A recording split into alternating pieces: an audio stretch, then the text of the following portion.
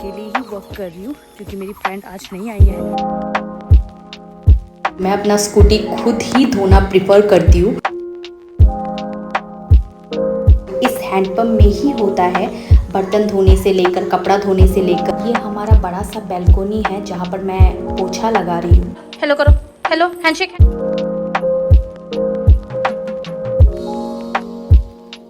Hello everyone, welcome back to my channel Hare Krishna. कैसे आप सब? आई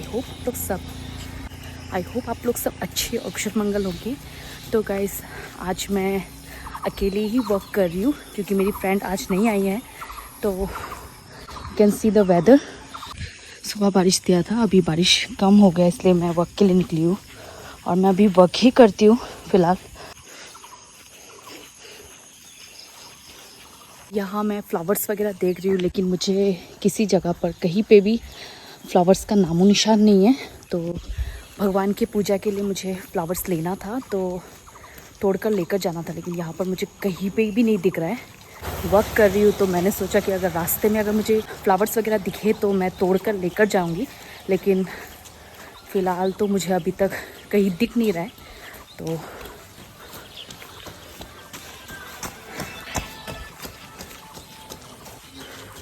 आज का वेदर भी अच्छा है, फ़िलहाल बहुत अच्छा है वेदर। सुबह बारिश हुआ था, फिर 5 बजे के करीब बारिश बंद हो गया। उसके बाद से मैं वर्क करने के लिए निकली हूँ। मैं अगर अपनी फ्रेंड के साथ रहती हूँ तो सुबह के 4:30 समथिंग हम निकलते हैं। तो आज तो वो नहीं है, तो मैं थोड़ा लेट निकली हूँ और वर्क कर रही हूँ। तो मैं इस साइड आई हूँ। तो आर्मी कैंप के साइड पे भी मैं गई थी, तो काफ़ी सारे फ्लावर्स दिखे थे मुझे। तो मैं सोच रही हूँ कि मैं वहीं जाऊँ, वहाँ जाकर मुझे फ्लावर्स मिल जाएंगे। यहाँ पर वर्क करके कोई फ़ायदा नहीं है क्योंकि फ्लावर्स मिलने वाले हैं नहीं। तो घूमते हैं और जाते हैं दूसरी तरफ। यहाँ कुछ लोग रनिंग कर रहे हैं, कुछ लोग वर्क कर रहे हैं। आज मैं रनिंग नहीं कर रही हूँ, बस वर्क कर रही हूँ। वर्क करना ही बेटर रहेगा क्योंकि कुछ दिनों से बहुत ज़्यादा पैरों में पेन है, तो क्योंकि ज़्यादा वर्कआउट करने की वजह से हो रहा है। तो आज मैं रनिंग नहीं करूँगी। रनिंग और वर्कआउट करने से ज़्यादा ही बॉडी में प्रेशर पड़ता है और बहुत ज़्यादा पेन होता है। सो आज बस वर्क ही कर लेंगे। फ्रेंड्स साथ में होने से क्या होता है कि एक साथ चलकर वर्क करके गॉसिप करके जाते हैं। फिर वो मुझे योगा ट्रेन करती है और मैं सीखती हूँ और एक साथ भागते हैं, बात करते हैं, अच्छा लगता है। लेकिन आज वो नहीं है तो अच्छा नहीं लग रहा है। अकेले ही वर्क कर रही हूँ और लोगों को बस तार रही हूँ और वर्क कर रही हूँ, और भगवान का गाना सुनकर ही मैं वर्क कर रही हूँ। मैं रोज़ एवरीडे ऐसे ही करती हूँ।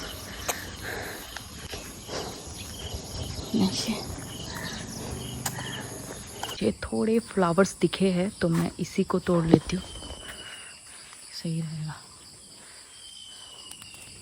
ये फ्लावर्स तो ले लिए काफ़ी, तो जितना मुझे पूजा के लिए चाहिए उतना मैंने ले लिया, लेकिन मुझे हर जगह वाइट फूल ही दिख रहे हैं और डिफरेंट टाइप के फ्लावर्स नहीं दिख रहे हैं। मैंने सोचा और दूसरे टाइप के फ्लावर्स मिले तो मैं तोड़ लूँगी, लेकिन नहीं मिल रहा है। मैं बीएसएफ के कैंप साइड आई हूँ, इसलिए मुझे फ्लावर्स काफ़ी जगह दिख रहे हैं, लेकिन क्या है कि एक तो डर भी लग रहा है। देखो बंदरों का झुंड पता नहीं कहाँ गए, तो एक तो डर भी लग रहा है। आप देख ही सकते हो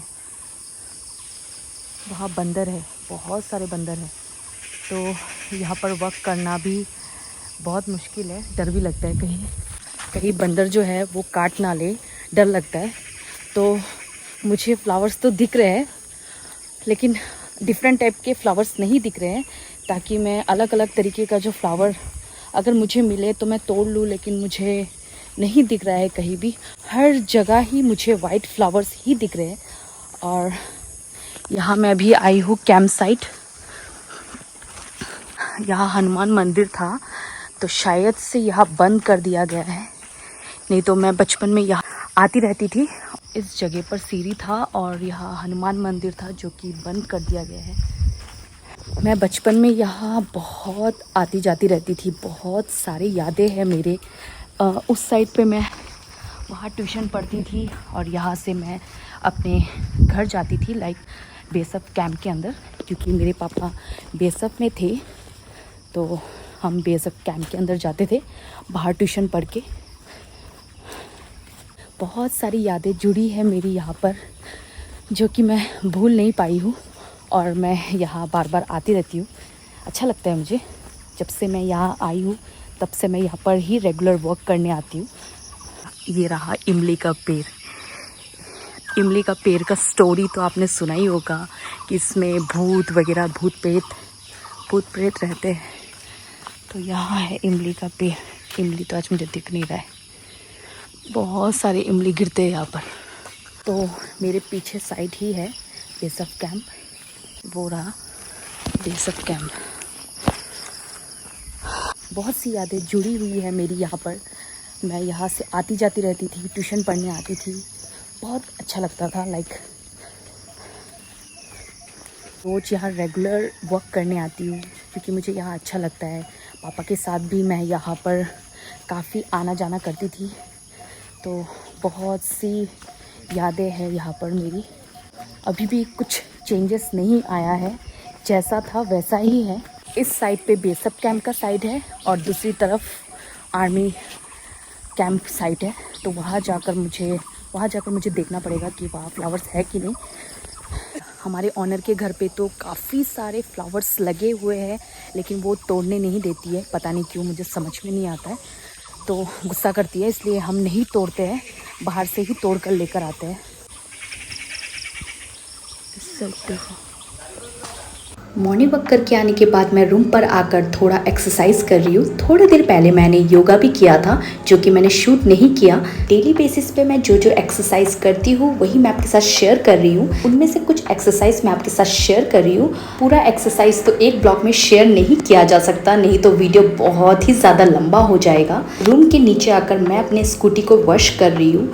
तो जहाँ पर मैंने अपने फ़ोन को रखा है वहाँ पर पत्तों ने पूरा घेर लिया है। फ़ोन को रखने के लिए मुझे कहीं जगह मिला ही नहीं, तो मैंने कहीं भी रख लिया। तो थोड़ा बहुत तो आपको दिख ही रहा है कि मैं यहाँ पर अपने स्कूटी को क्लीन कर रही हूँ। तो मैं अपना स्कूटी खुद ही धोना प्रेफर करती हूँ। मैं बाहर जाकर भी अपने स्कूटी को धुलवा कर लेकर आ सकती हूँ, जहाँ पर गाड़ी वगैरह वॉश करते हैं, लेकिन मुझे वो चीज़ पसंद नहीं है। ऐसा नहीं कि पैसे के लिए बस 100 रुपीज़ ही चार्ज करना पड़ता है, मुझे बस पसंद नहीं है। वहाँ स्कूटी धोएंगे, फिर टाइम लगाएंगे, फिर उतना वेट करते रहो, मुझसे ये नहीं होगा।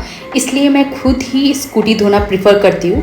मैं मानती हूँ अगर खुद धोने से ज़्यादा क्लीन होता है। स्कूटी धोना तो रोज़ का रूटीन तो है नहीं, बस गंदा हो जाता है तभी क्लीन करना पड़ता है। अगर आप अपना गाड़ी लेकर बाहर गए हो तभी गंदा होता है, अगर आप कहीं निकल ही नहीं रहे हो तो स्कूटी गंदा होगा ही नहीं। बिफोर मैरिज तो मैं स्कूटी से बहुत ज़्यादा घूमी हूँ, लेकिन अभी आरव के आने के बाद तो मैं कहीं निकल ही नहीं पाती हूँ स्कूटी लेकर। बिफोर मैरिज ये स्कूटी मेरे पापा ने मेरे बर्थडे पर गिफ्ट किया था। ये स्कूटी अभी मेरे हस्बैंड भी चला रहे हैं, उनका भी स्कूटी और बाइक है जो कि घर पर है। इस स्कूटी में मेरे पापा की यादें जुड़ी है। मेरे हस्बैंड क्या बोलते पता है, पापा का दिया हुआ स्कूटी को मैं कभी ख़राब होने नहीं दूंगा। अगर कभी स्कूटी ख़राब हो जाता है वो तुरंत ही जाकर ठीक करके लेकर आते हैं। अभी भी जैसे नया का नया है। 8 साल हो गए हैं स्कूटी को लिए हुए। जब हम क्वार्टर्स पे गए थे तभी हम ये स्कूटी लेकर गए थे और वहाँ हस्बैंड ने ही चलाया। उन्होंने बहुत ही अच्छे से संभाल कर रखा। कभी भी खराबी आ जाती थी तो वो तुरंत ही सर्विसिंग में दे देते थे। मेरा डेली का क्लीनिंग का जो रूटीन होता है वो तो मेरे हर ब्लॉग्स पे रहता ही है। तो गाइस मैंने आपको बताया ही है कि मैं 2 घर को संभाल रही हूँ। तो सबसे पहले मैं अपने मम्मा का रूम क्लीनिंग करती हूँ, तो यहाँ का काम ख़त्म करने के बाद जाकर मैं अपने रूम का क्लीनिंग करती हूँ। भले ही ये रेंट का घर है बट ये हमारा अपना घर जैसा है, जहाँ हम बचपन से रहते हुए आए हैं। भले ही ये घर पुराना हो चुका है बट इस घर में मेरी बहुत सारी यादें जुड़ी हुई है। हाँ, मेरा आरव सोया हुआ है, देखो आरव को देखो सो रहा। इस घर को बहुत ही ज़्यादा डीपली क्लीनिंग करना पड़ता है क्योंकि ये घर पुराना तो हो चुका है और बहुत ही ज़्यादा गंदा हो जाता है। अगर एक दिन साफ़ ना करो तो बस ख़त्म। आप देख ही सकते हो कि मैं हैंडपम्प में पानी ले रही हूँ, जो कि मैं मम्मा के नहाने के लिए पानी लेकर जा रही हूँ रूम के अंदर। अभी बस मैं बोलने के लिए ही मम्मा का रूम बोल रही हूँ ताकि आपको समझ में आए, नहीं तो ये मेरा ही घर है, यही मेरा मायका है, चाहे रेंट का रूम ही क्यों ना हो, ताकि आपको कन्फ्यूजन ना हो क्योंकि मैं यहीं पे रहती हूँ ऊपर वाले बिल्डिंग में। इसलिए मैं बस ब्लॉग में बता रही हूँ कि अपना रूम और मम्मा का रूम, ताकि कोई भी कंफ्यूजन ना हो। एनीवे मम्मा का आधे से ज़्यादा काम, घर का जो काम होता है वो इस हैंडपम्प में ही होता है। बर्तन धोने से लेकर, कपड़ा धोने से लेकर, बाथरूम का पानी, नहाने का पानी सब यही से लेकर जाते हैं। सच बताओ तो रूम के अंदर ना ही नल है, ना ही बेसिन है, ना ही बाथरूम के अंदर पानी है। मेरे रूम में तो बाथरूम का पानी भी है, नहाने का पानी भी है और बेसिन भी है जिसमें पानी आता है।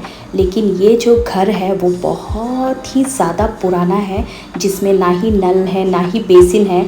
तो सोच सकते हो, तो आप सोच ही सकते हो कि हमारा बचपन कैसा रहा होगा। हम कैसे स्कूल जाते थे काम करके ऐसे घर पर। ये हमारा बड़ा सा बैल्कोनी है जहाँ पर मैं पोछा लगा रही हूँ। इस घर का भी एक बहुत ही बड़ा स्टोरी है जो कि मैं फिर कभी किसी ब्लॉग में आपको बताऊंगी। मेरे फ्रेंड कभी मेरे घर पर आते थे तो वो बोलते थे कि तेरे पापा इतने अच्छे पोस्ट पे है तो ऐसे घर पर कैसे रह रही है। भाई घर तो घर होता है, चाहे वो झोपड़ी का हो, चाहे वो बिल्डिंग का हो, घर तो घर ही है ना। हेलो, से हेलो दीदी, हेलो हेलो हेलो करो, hello handshake handshake handshake hello hello hello करो, हैंडशेक करो, दीदी भैया आ गए।